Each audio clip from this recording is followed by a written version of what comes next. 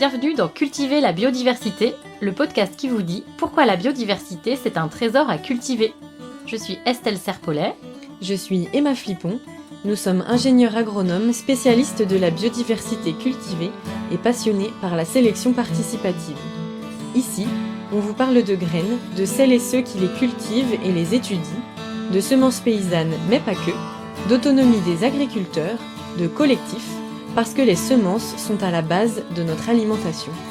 Bref, on vous donne des clés pour comprendre l'importance de la diversité génétique dans les systèmes agricoles et des outils pour agir.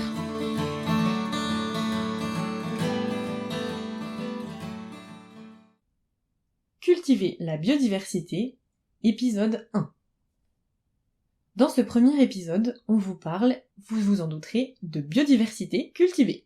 En entendant le titre de ce podcast, vous vous êtes peut-être demandé « Mais ça se cultive la biodiversité ?» Eh oui, on nomme biodiversité cultivée toutes les espèces que l'on utilise en agriculture pour produire des matières premières et subvenir aux besoins des humains. Alors les besoins des humains, on pense souvent en premier aux besoins alimentaires, mais en fait la biodiversité cultivée, elle sert aussi à répondre à nos besoins de se vêtir et de fabriquer nos maisons. Donc en fait, la vie humaine repose sur la biodiversité cultivée. Mais depuis un siècle, et du fait justement des activités humaines, cette biodiversité cultivée, elle n'a fait que diminuer. Et ça met même en péril nos capacités à produire, et donc à se nourrir, se vêtir et se loger durablement. Le fait de faire réaugmenter cette biodiversité cultivée, c'est donc un enjeu actuel de taille pour notre agriculture, et plus généralement pour notre environnement et notre alimentation. Dans cet épisode, on va vous expliquer ce que c'est que la biodiversité cultivée et on va aussi vous montrer en quoi elle est importante. Alors c'est quoi justement la biodiversité cultivée ?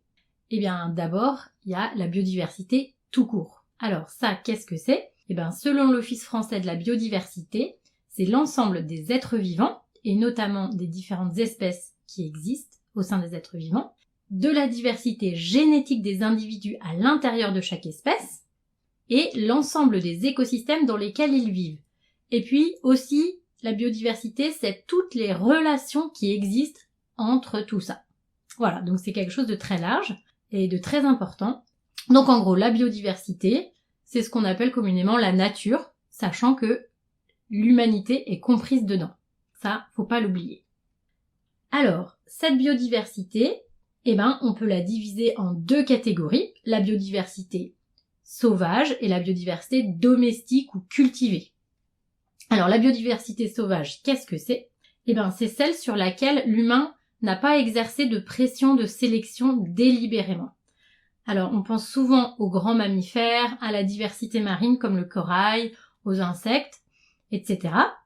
Donc pour ça, l'humain utilise directement la biodiversité avec la pêche ou le bois pour la construction par exemple, ou alors il bénéficie des services de la biodiversité. Par exemple, la pollinisation des plantes cultivées par les hommes, elle se fait par des insectes sauvages. Mais en utilisant cette diversité ou en bénéficiant de ces services, l'homme il ne la modifie pas pour l'utiliser. C'est ça qu'on entend par pas de pression de sélection délibérée. Alors par contre, ça veut pas du tout dire que l'homme ne la modifie pas indirectement par ses actions. Parce que comme vous le savez forcément, sinon c'est que vous vivez dans une grotte, la biodiversité elle est en danger, et surtout à cause des conséquences des activités humaines. Donc si on prend l'exemple des papillons, ils sont là dans notre environnement, l'homme n'a pas directement besoin d'eux pour se nourrir, parce qu'il les prélève pas comme dans la pêche ou dans la chasse, mais ces actions comme l'urbanisation croissante, ça réduit l'habitat des papillons, donc ça réduit leur nombre. Mais l'action de l'homme n'est pas à la base de la réduction des populations des papillons. Bon, et après, moins de papillons, moins de pollinisation, moins de diversité de plantes, etc. Enfin, c'est toute la chaîne des interactions entre les espèces dont on parlait tout à l'heure qui est affectée et qui a des conséquences qui, forcément, nous retombent dessus parce que, par exemple, la qualité de pollinisation de nos plantes cultivées, elle est moins bonne, donc ça nous embête. Alors, ça, c'est quelque chose qui est assez complexe et super intéressant, mais c'est pas le sujet principal de cet épisode, ni de ce podcast d'ailleurs. Par contre, si vous voulez approfondir ce thème-là, il y a un outil qui est très intéressant, ludique et interactif qui existe et qui s'appelle la fresque de la biodiversité. En fait, c'est une animation pour sensibiliser le grand public aux enjeux de la biodiversité et de la place de l'homme dans les écosystèmes. Alors, on vous met un lien dans la description de l'épisode pour que vous puissiez aller voir s'il y a bientôt une fresque près de chez vous, par exemple, ou si vous voulez y participer en ligne. Et pour info, Emma et moi, on est toutes les deux animatrices de cette fresque, donc n'hésitez pas à nous solliciter à ce sujet. À côté, mais aussi en interaction avec la biodiversité sauvage, il y a la biodiversité cultivée. Celle-ci, c'est l'ensemble des animaux et des plantes cultivées qui ont été domestiqués par l'homme et que l'homme a fait évoluer au cours du temps en fonction de ses besoins. Dans ce podcast, on se focalise sur les plantes, même si parfois on fera des digressions vers les animaux parce que quand même tout fonctionne ensemble. Alors, cette biodiversité cultivée, on est là pour vous aider à la décrypter. Alors Emma, tu nous expliques plus précisément ce que c'est que la biodiversité cultivée ? Mais oui. Alors, du coup, chez les plantes cultivées, la biodiversité, on peut la diviser en 3 échelles ou 3 niveaux. Et donc le premier niveau, c'est la diversité en termes de nombre d'espèces. Donc par exemple, si on prend un système comme une ferme, on va mesurer le nombre d'espèces qui sont cultivées sur cette ferme. Ensuite, la diversité, elle se mesure aussi à l'intérieur des espèces. Et donc là, il y a 2 niveaux. Il y a le niveau en termes de nombre de variétés. Donc de même, si on reprend ce système de la ferme, pour une espèce donnée, par exemple le blé, on va compter combien il y a de variétés de blé sur cette ferme. Et pour finir, le dernier niveau, c'est la diversité au sein des variétés. Donc, diversité en nombre d'espèces, en nombre de variétés et au sein des variétés. Je vais vous les détailler pour que vous compreniez mieux. Donc, la diversité en termes de nombre d'espèces, premièrement. Donc, juste petit rappel, comme je l'ai dit, une espèce cultivée, ça va être par exemple le blé ou encore le maïs.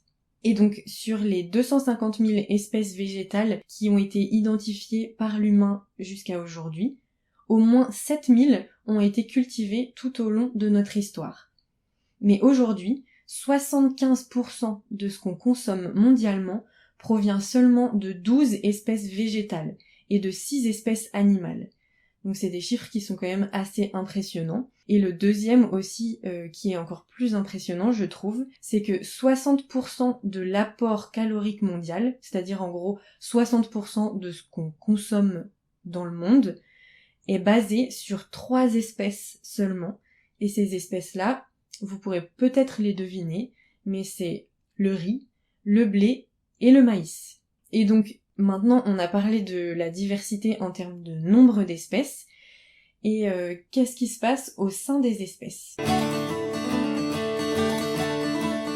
Donc la diversité en termes de nombre de variétés. Petit rappel, une variété, c'est un groupe de plantes d'une même espèce qu'on peut différencier des autres parce que ce groupe, et donc les individus de ce groupe, ont des caractéristiques communes. Si on prend la tomate par exemple, une variété de tomates et tous les fruits d'une même variété de tomates, ils vont par exemple avoir la même couleur de chair, la même couleur de peau et à peu près le même goût.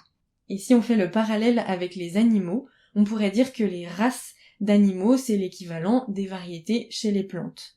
Pour vous donner un exemple, si on prend un bulldog et un dalmatien, on sait qu'ils sont de la même espèce, c'est-à-dire ce sont des chiens, mais en revanche, on est capable de différencier des bulldogs et des dalmatiens, parce que ils ont des caractéristiques différentes, par exemple en termes de taille, de couleur, de forme de la tête et même de forme du corps. Si vous avez envie d'avoir des exemples aussi de noms de variétés chez les plantes, on peut prendre la pomme de terre. Vous pensez souvent à la variété Charlotte, par exemple, chez les pommes de terre, et puis une autre, ce serait la Belle de Fontenay.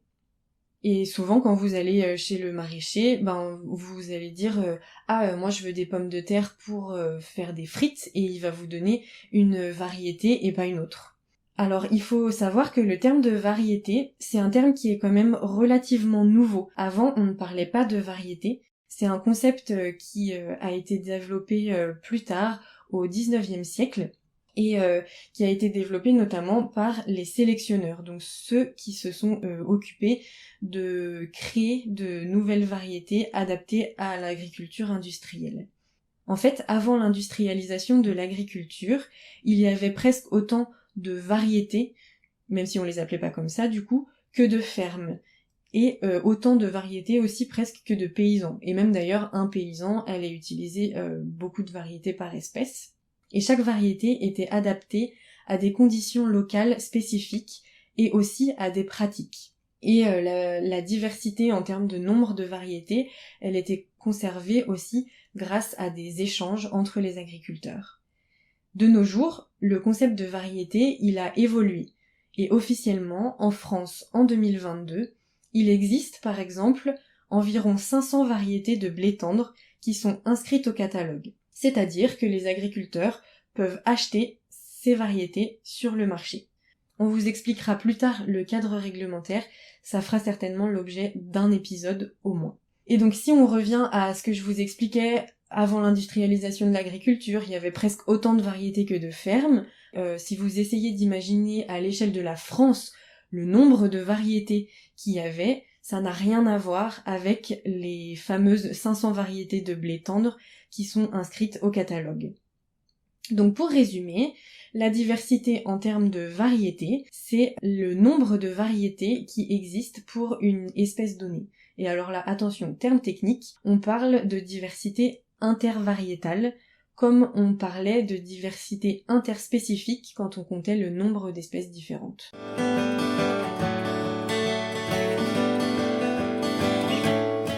Et donc le troisième niveau de biodiversité cultivée, pour reprendre des termes techniques comme a dit Emma tout à l'heure, eh bien c'est la diversité intravariétale. Qu'est-ce que c'est que cette diversité intravariétale ? Eh bien ça correspond à la diversité génétique à l'intérieur de chaque variété.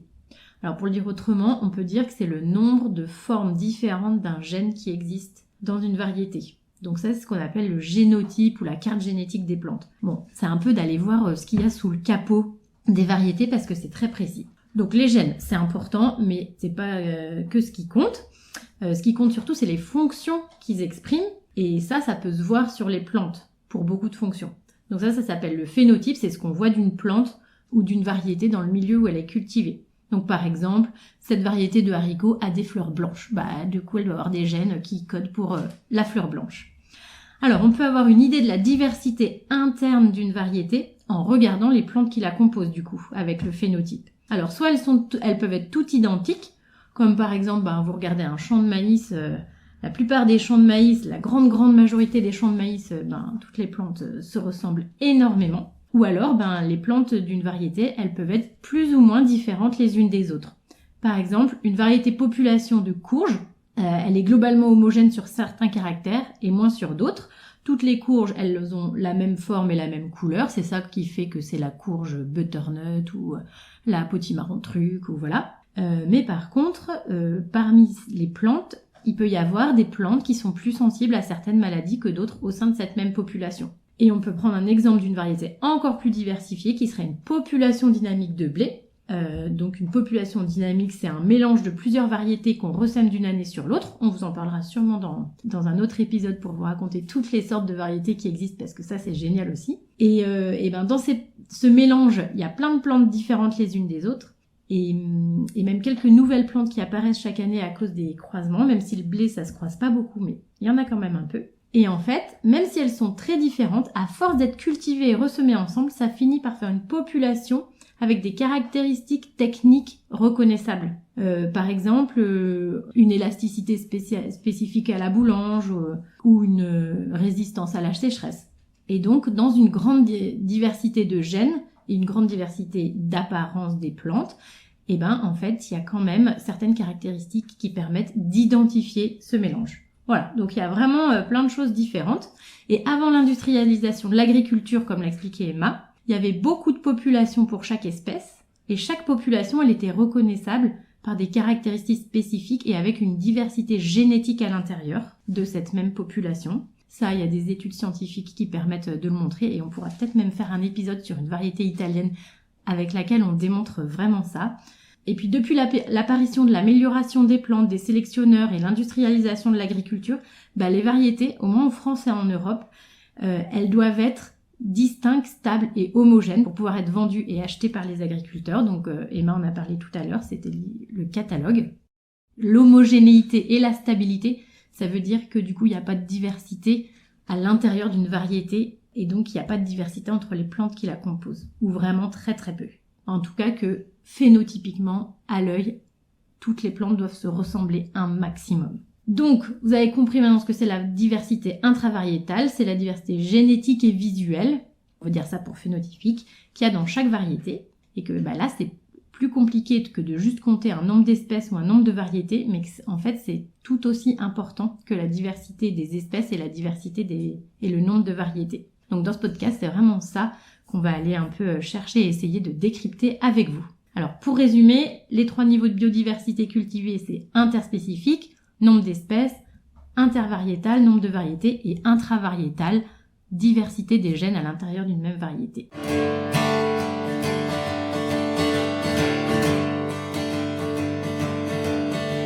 Alors, ces 3 niveaux de diversité, faut savoir que quand on parle de biodiversité cultivée, on peut les regarder à différentes échelles. Et d'ailleurs, Emma vous en a un petit peu parlé quand elle parlait de regarder dans une ferme. On peut regarder à l'échelle d'un territoire, cette biodiversité cultivée-là. Donc le territoire, on peut regarder à l'échelle du monde, d'un continent, d'un pays, d'une région, d'une commune. Ensuite, on peut avoir un focus différent qui serait plutôt un focus au niveau d'un système agricole ou d'une ferme.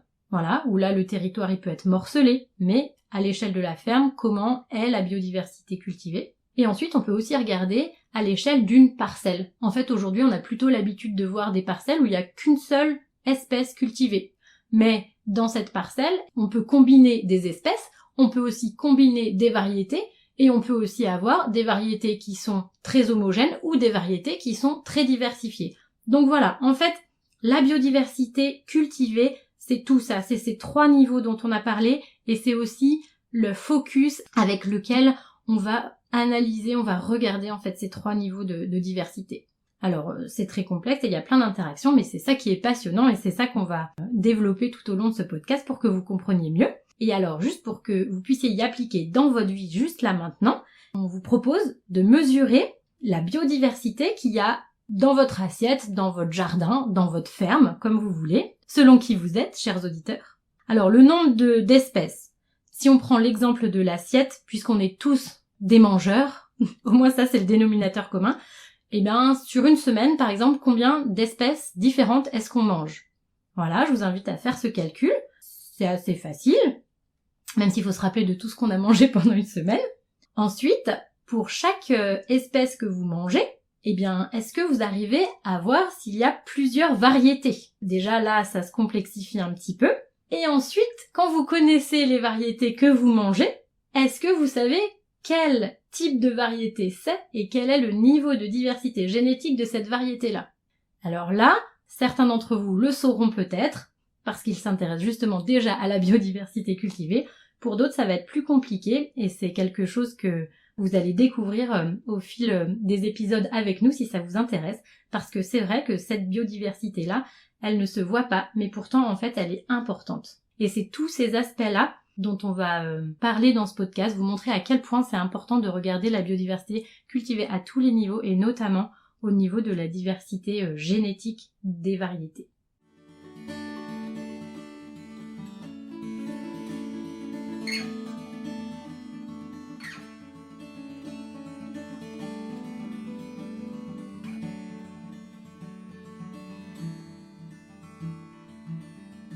Donc Estelle a dit que la biodiversité cultivée, c'est important, mais vous vous êtes peut-être demandé en quoi elle est importante et aussi pourquoi c'est important de la maintenir et de maintenir un bon niveau entre guillemets de biodiversité cultivée. Donc on va voir ça maintenant.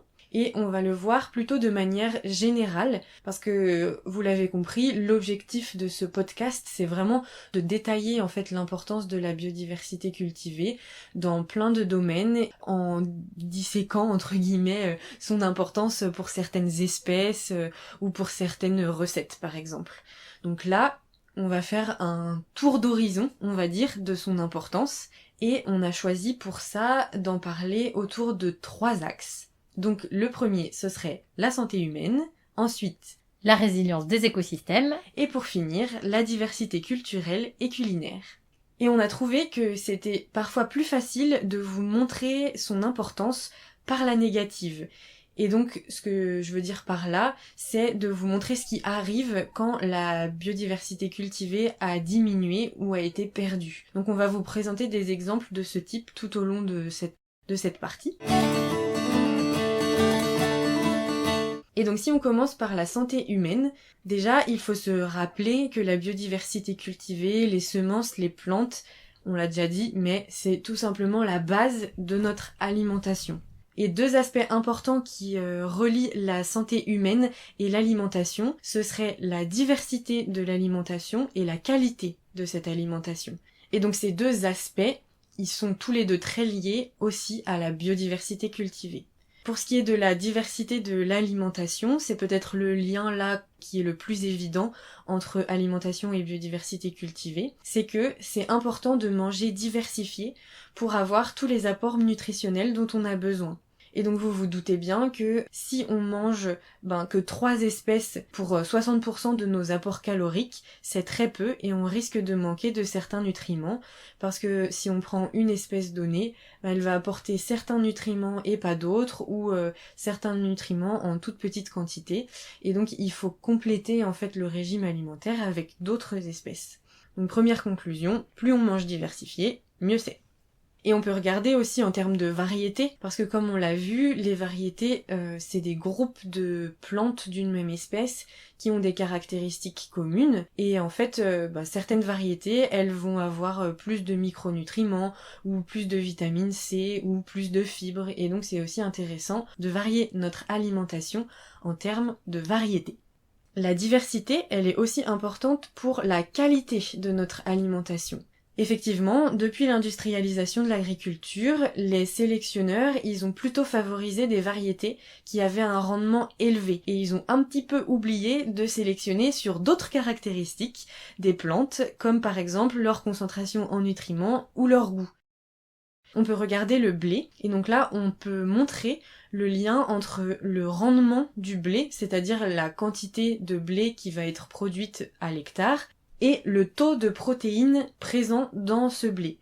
Et en fait, le taux de protéines, je vais pas vous donner les détails, mais il est lié à la qualité bourrangère de la farine. Donc plus le taux de protéines est élevé, plus c'est intéressant. Et donc on a réussi à montrer que plus on augmente le rendement et plus le taux de protéines diminue chez le blé. Donc ce qui montre bien que produire beaucoup ne veut pas forcément dire produire de la qualité. Et d'ailleurs, de nos jours, on peut être nourri en quantité suffisante tout en étant mal nourri parce que, par exemple, en surpoids. Il a été montré notamment que souvent, les personnes obèses ou en surpoids sont carencées en vitamines et micronutriments, notamment parce que ils ou elles ont une alimentation peu diversifiée, par exemple peu de légumes ou peu de fruits. Donc la quantité ne fait pas tout. Et donc il est important d'utiliser une diversité d'espèces et de variétés, et quand on regarde leurs caractéristiques, de pas se focaliser seulement sur le rendement, mais aussi sur le goût, sur les qualités nutritionnelles, la digestibilité, le taux de fibres pour bien digérer, et encore d'autres choses. Donc, pour conclure sur cette affaire de lien entre biodiversité cultivée et santé humaine, il est important d'utiliser une diversité d'espèces et de variétés, et aussi de se concentrer sur leur qualité et pas uniquement sur le rendement. Donc par exemple, de faire des sélections sur le goût, les qualités nutritionnelles, la digestibilité, le taux de fibres pour bien digérer, et il y aurait encore plein de choses qu'on pourrait citer.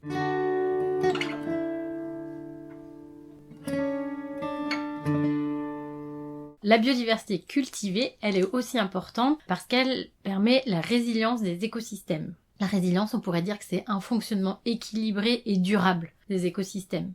Alors, comment la biodiversité cultivée, elle permet la résilience des systèmes ? D'abord parce qu'elle limite la sensibilité aux ravageurs et aux maladies, parce qu'elle favorise une bonne adaptation au terroir et aussi une bonne santé des sols et donc des cultures. La biodiversité, c'est donc une des clés pour assurer la sécurité alimentaire. Donc voilà pourquoi c'est important, encore une fois. D'abord, donc la diversité, et notamment la biodiversité cultivée, elle limite les maladies et les ravageurs, que ce soit à l'échelle des espèces ou des variétés. Alors, si on prend l'exemple d'une maladie spécifique d'une espèce, elle se répandra d'autant plus vite que cette espèce sera cultivée largement à l'échelle du paysage. Et en fait, dans un champ, c'est le même principe. C'est-à-dire que si toutes les plantes sont identiques, qu'elles ont le même génome ou presque, et ben si cette espèce-là et ces plantes-là sont sensibles à cette maladie, et ben elle progressera très vite parce qu'elle trouvera pas d'obstacle sur sa route. Tiens, je mange une plante, elle est pas résistante, allez, je passe à la suivante, etc. Alors que si les plantes, elles sont pas exactement les mêmes, ben il y en aura certainement qui seront plus résistantes que d'autres et donc qui limiteront la vitesse de propagation et donc les dégâts sur le reste de la culture. C'est le même principe si plusieurs espèces de plantes sont cultivées dans un même champ. On comprend encore mieux d'ailleurs. Comme dans les associations. Par exemple, on cultive du blé et de la févrole. S'il y a une maladie du blé qui arrive, comme il n'y a pas que du blé dans la parcelle, le blé sera d'autant moins impacté qu'il y aura de la févrole avec lui. Et vous avez sûrement entendu parler de la grande famine irlandaise du 19e siècle. Et bien c'est typiquement ce mécanisme qui a été à l'œuvre. C'est-à-dire que les pommes de terre, c'était la principale source d'alimentation des Irlandais. C'était donc cultivé à grande échelle. Et là, en plus, il y avait une seule variété qui était très majoritaire. Alors, qu'est-ce qui s'est passé ? Autour des années 1840, il y a une maladie, un champignon, le mildiou, qui a fait son apparition. Le mildiou, les pommes de terre, elles y sont particulièrement sensibles.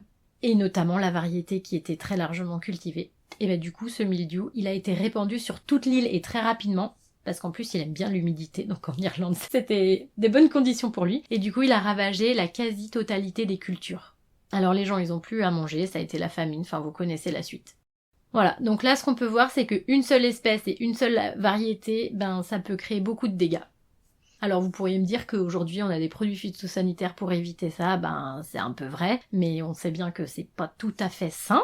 Et en plus, il y a plein de données scientifiques qui démontrent aujourd'hui que, justement, la diversité, c'est un des piliers pour s'en passer de ces produits phyto. Donc, plus de diversité, c'est moins de produits phyto. Pour une meilleure résilience des écosystèmes. Et la biodiversité cultivée, elle favorise aussi l'adaptation au terroir. Donc le terroir, c'est les conditions climatiques, le sol et les pratiques. Alors là, on va parler plutôt de pratiques culturales.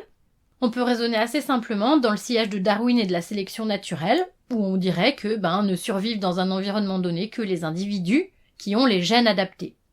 Alors on pourrait dire qu'au bout d'un moment, il n'y a plus personne, à force d'avoir différents événements climatiques, on élimine au fur et à mesure toutes les plantes qui sont pas résistantes. Voilà, surtout qu'avec le changement climatique, il y a plein de conditions auxquelles il faut résister, donc il y a peut-être pas autant de gènes ou d'ensemble de gènes qui peuvent permettre ça.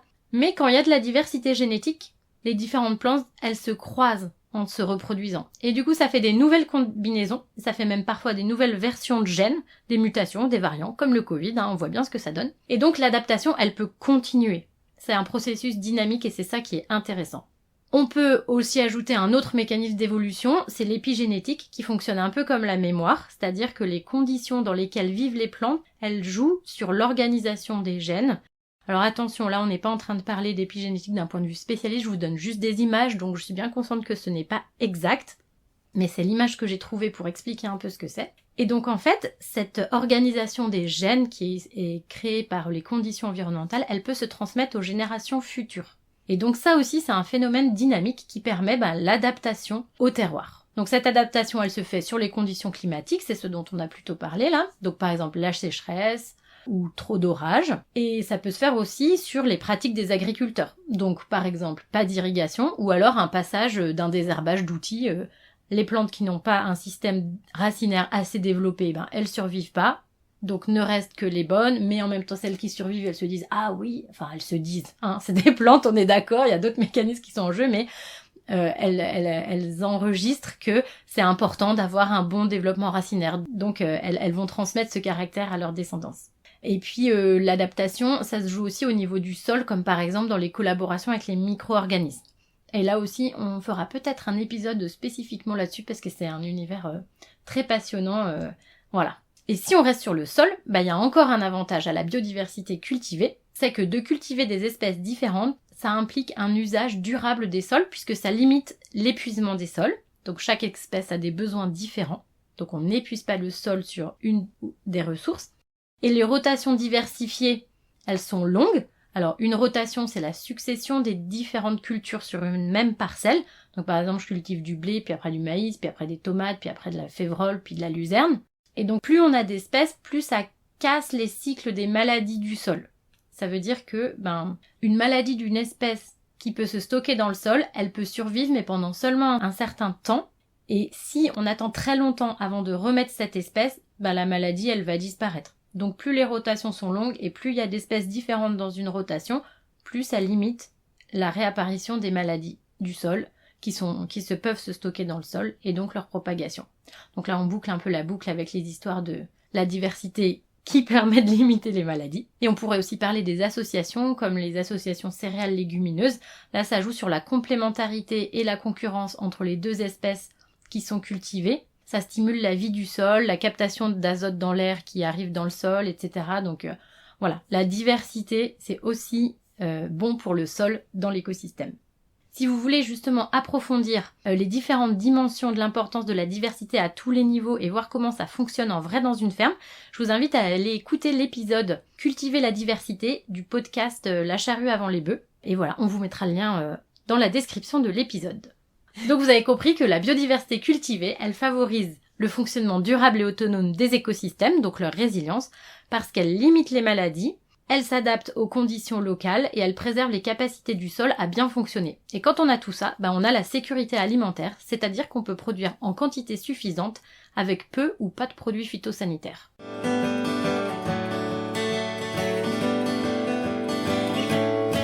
Et donc, troisième aspect de l'importance de la biodiversité cultivée, c'est que cette dernière, c'est une composante majeure de la culture humaine, on peut dire. Et puis, dans cette culture humaine, évidemment, il y a la culture culinaire. Donc, si on commence par ça, la diversité culinaire, on est en France, la diversité culinaire, ça nous connaît, on y est attaché. Et vous vous en doutez, qui dit diversité de recettes, dit besoin de diversité en termes de matières premières. Et d'ailleurs, certaines variétés sont spécifiques d'une recette. Et donc, on peut prendre l'exemple du haricot italien Dialette, qui est cultivé dans une province du nord de l'Italie. Et ce haricot, il est utilisé dans plusieurs recettes, notamment des recettes de pâtes aux haricots. Et l'idée, en fait, c'est que ce haricot, il est spécifique de cette région.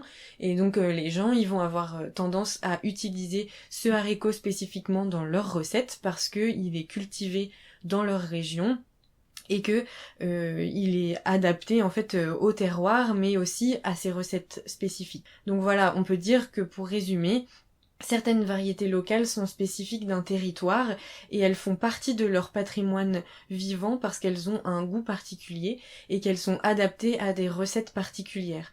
Il n'y a pas spécifiquement d'intérêt de les cultiver ailleurs parce que en fait ailleurs il y a d'autres variétés qui font partie de ce patrimoine vivant, qui continuent d'être cultivées et voilà, c'est ce qui fait leur spécificité en fait et leur lien à un territoire et à un terroir. On peut dire aussi que certaines traditions culinaires, elles sont associées à des traditions culturelles. Là, on peut prendre l'exemple du paumé en Bretagne. Donc c'est une forme de confiture qui est faite à partir de pommes et le procédé de fabrication du paumé, il est assez long. En fait, il faut mélanger des pommes pendant 24 heures et il faut vraiment veiller à ce paumé pour que la recette réussisse. Et donc la mise en œuvre de cette recette, elle donnait lieu à des grandes fêtes et à des fest-noz qui duraient toute la nuit pour en fait que les gens puissent à la fois faire la fête et à la fois se relayer à remuer le paumé. Et pour aller plus loin, si ce type de lien biodiversité cultivée et recettes vous intéresse, vous pouvez aller sur le site du Slow Food, donc c'est un mouvement pour l'alimentation et la biodiversité, et ils mettent en avant des liens entre des recettes et certaines variétés, et ils expliquent l'origine de ces recettes et le lien avec les variétés. Ça a fait notamment en Bretagne l'objet d'un petit livre qui s'appelle Graines d'une Bretagne d'avenir et là qui présente plusieurs variétés bretonnes et qui explique comment les transformer. On a parlé de la biodiversité culinaire, mais la biodiversité culinaire, comme je l'ai dit, elle fait partie de la diversité culturelle plus largement. Et là aussi, en fait, il y a un lien entre biodiversité cultivée et diversité culturelle, parce que notamment, quand ce sont les paysans qui produisent leurs semences et qui gèrent les populations adaptées à leur écosystème et à leur terroir, premièrement, ils sont autonomes, C'est-à-dire qu'ils sont pas dépendants financièrement d'entreprises semencières, et puis aussi ils font du lien avec leurs voisins à travers des échanges. Mais aussi, on peut parler de culture parce que ces agriculteurs-là, ils accumulent un ensemble de connaissances et de savoir-faire autour de la production de ces semences, et donc ça, on peut considérer que c'est du patrimoine culturel pour les humains qui les détiennent. On peut aussi faire référence, alors là, on vous l'avait dit, des fois on va parler un petit peu d'animaux, et là on va faire référence aux éleveurs autochtones d'alpagas, donc en Amérique du Sud, dans les Andes. Et ces éleveurs, ils identifient 11 couleurs différentes de laine, dont certaines jouent un rôle très important pour leur cérémonie. Et donc ces 11 couleurs de laine, elles sont, vous vous en doutez, liées à la diversité qui existe au sein des populations d'alpagas. Et donc malgré le fait que ces alpagas de couleurs différentes, ils sont très adaptés aux conditions locales des Andes, la majorité des troupeaux comporte l'alpaga blanc parce que sa fibre est plus fine et se vend à des prix qui sont supérieurs sur le marché. Mais en fait, ces animaux, ils sont plus vulnérables aux maladies déjà, et en plus, ils sont plus capables de produire la laine qui est adaptée à des cérémonies. Donc on voit que le patrimoine culturel aussi, il a entre guillemets besoin de cette diversité parce que la diversité des rites, elle s'associe à des diversités de laine ou de couleurs de semences ou de couleurs de maïs par exemple. Donc pour résumer, le fait de faire sa semence, de mobiliser la biodiversité cultivée, ça participe aussi à la souveraineté alimentaire, si on décide de définir la souveraineté alimentaire comme un droit qui laisse la possibilité aux populations de mettre en place des politiques ou des organisations agricoles qui leur sont le mieux adaptées, sans qu'elles puissent avoir un effet négatif sur les populations d'autres pays. Donc la biodiversité cultivée, elle est super importante parce qu'elle joue sur notre santé, sur l'équilibre des écosystèmes dans lesquels on vit et qui nous nourrissent, et aussi, et c'est pas rien, elle fait partie de notre culture.